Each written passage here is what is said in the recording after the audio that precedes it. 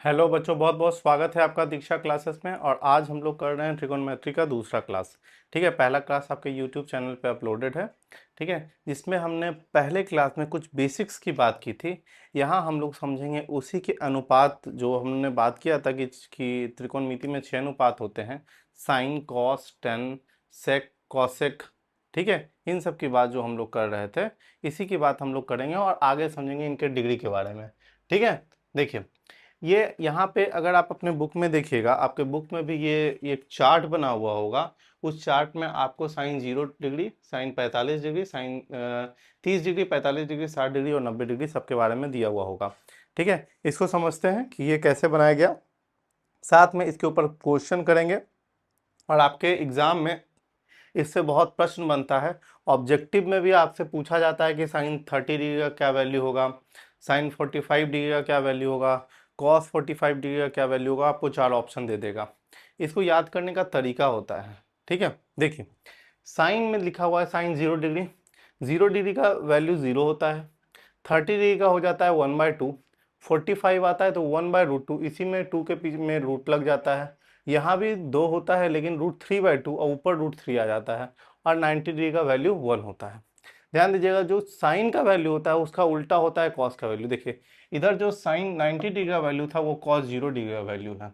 जो sign 60 degree का value था वो यहाँ पे कॉस आपका 30 डिग्री का है। जो आपका 45 तो बीच में है, इसलिए दोनों का सेम हो जाएगा।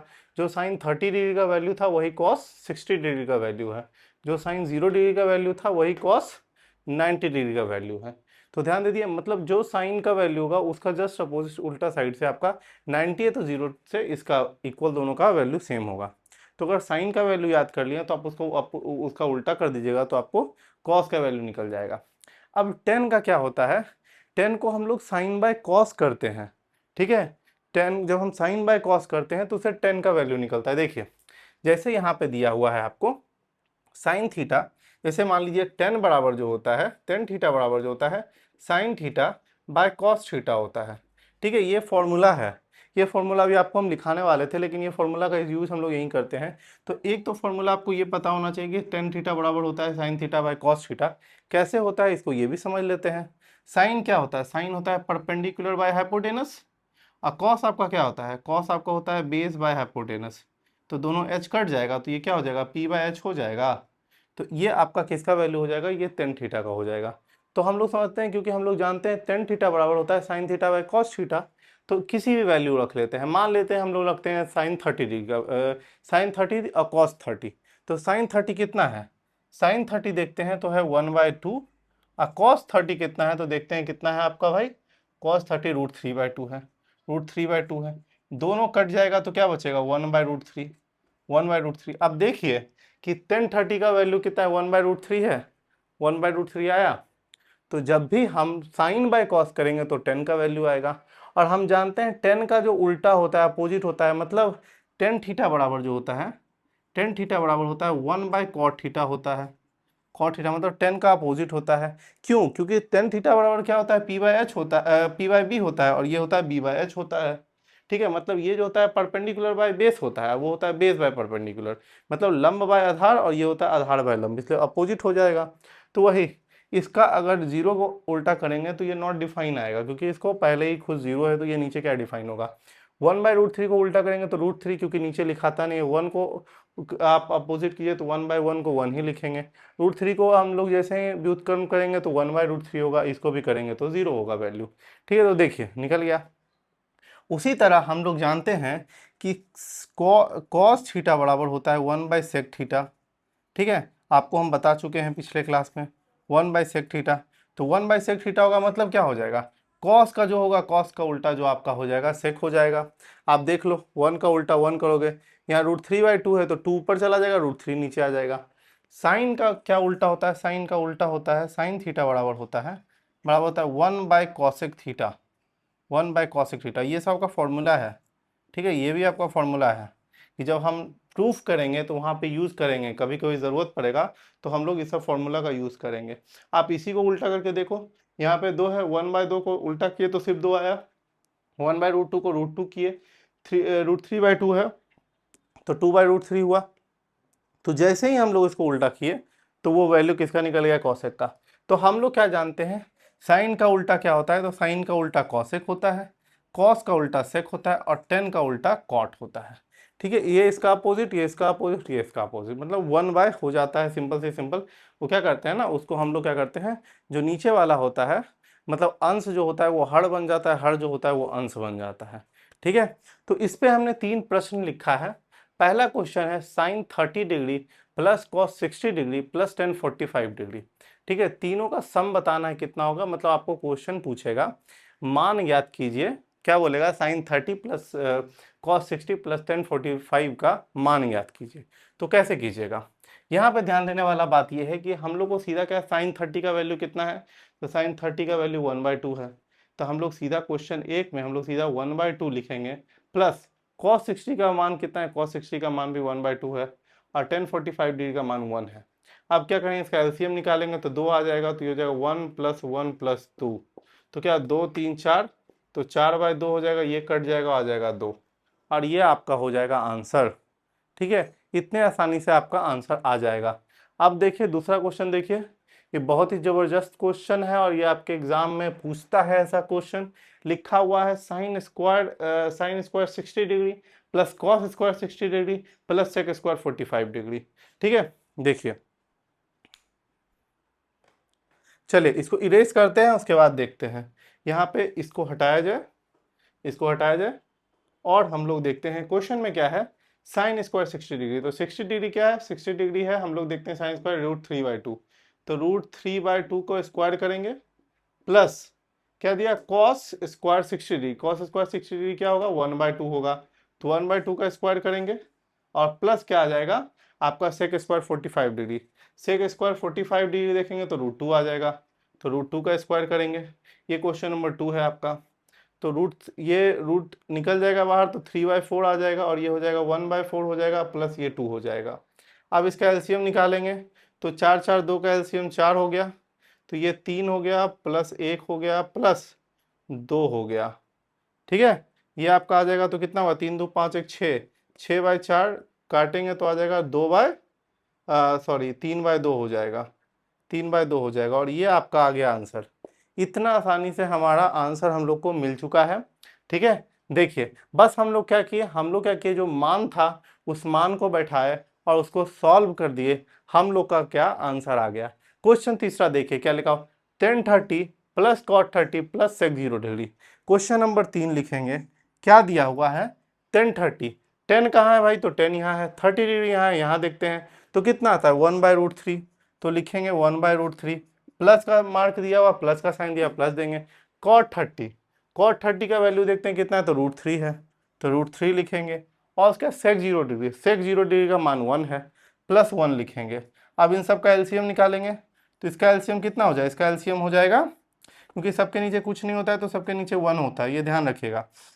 तो इसका एलसीएम हो जाएगा √3, ये हो जाएगा 1, और ये √3, ये 1 है तो इसका आंसर हो जाएगा, इसका √3 रहेगा, √3 से मल्टीप्लाई होगा √3 तो 3 हो जाएगा, अब प्लस यहाँ हो जाएगा √3, तो ये क्या हो जाएगा, ये हो जाएगा 4 + √3/√3। ठीक है, इसको आगे हम लोग को सॉल्व करने के लिए इसको करना पड़ेगा रेशनलाइज।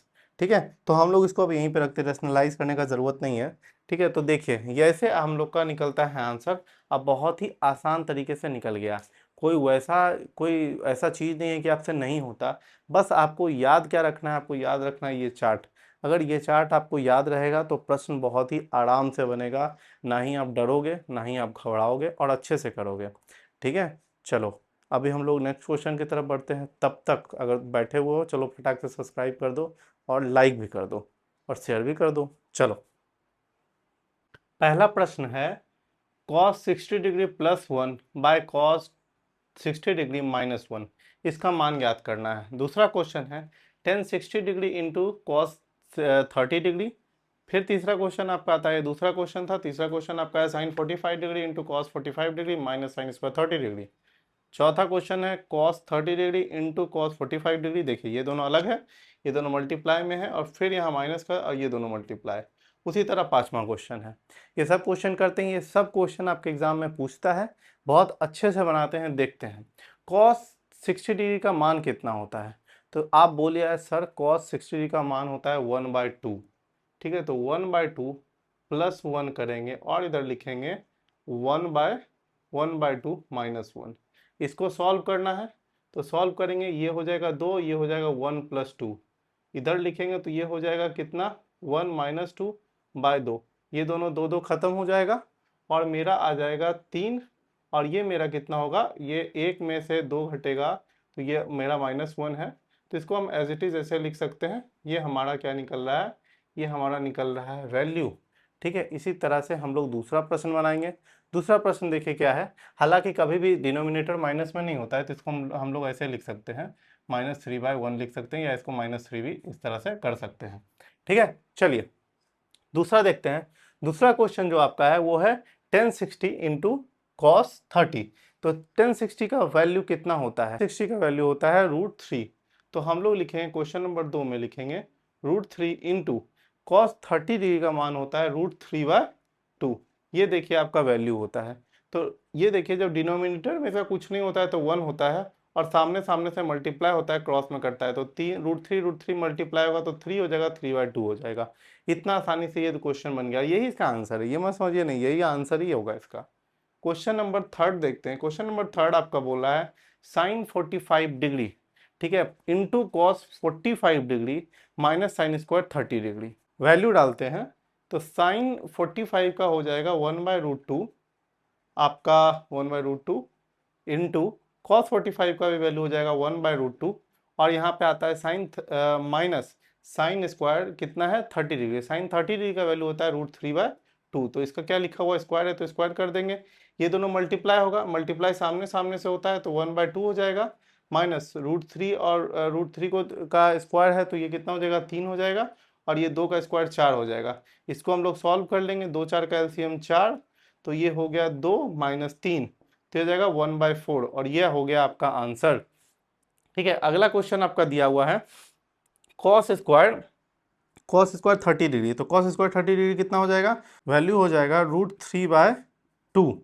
ठीक है, और ये स्क्वायर लिखा हुआ तो स्क्वायर कर देंगे, अब यहाँ पे अंदर अंडर ब्रैकेट लिखा हुआ तो अंडर ब्रैकेट देंगे, प्लस 1 प्लस 30 डिग्री का वैल्यू होता है 1/√3, और इसका हम लोग स्क्वायर कर देंगे।